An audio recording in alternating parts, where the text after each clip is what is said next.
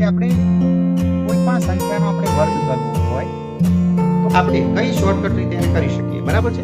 ચલો અહીંયા મેં લખ્યું છે 26 નો વર્ગ, બરાબર છે? આપણે ગુણાકાર નથી કરવો પણ આને શોર્ટ રીતે વર્ગ કરવો છે, બરાબર?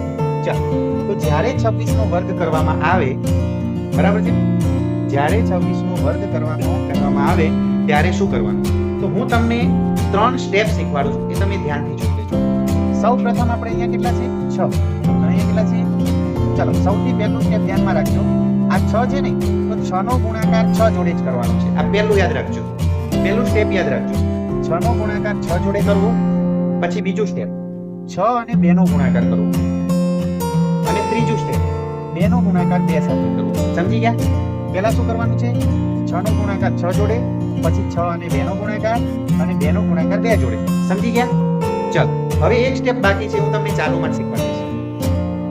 ચાલો, હવે જ્યારે આપણે 26 નો વર્ગ કરવો છે તો પહેલા આપણે 6 નો ગુણાકાર 6 જોડે કરો. ચલો, છાયું 36 નો અહીંયા વધી 3 સાઈડમાં રાખો.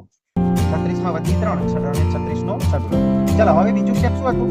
6 અને 2 નો ગુણાકાર. 6 અને 2 નો ગુણાકાર 6 દુ. હવે હું ચોથું સ્ટેપ કહું છું તમને.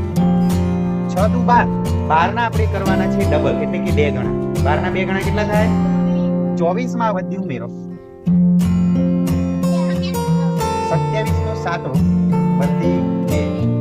હવે ત્રીજું સ્ટેપ શું હતું છેલ્લું? 2 નો ગુણાકાર 2 સાથે. 2 દુ 4 માં 2 વધી ઉમેરો. તો તમારો અહીંયા જવાબ આવશે 676.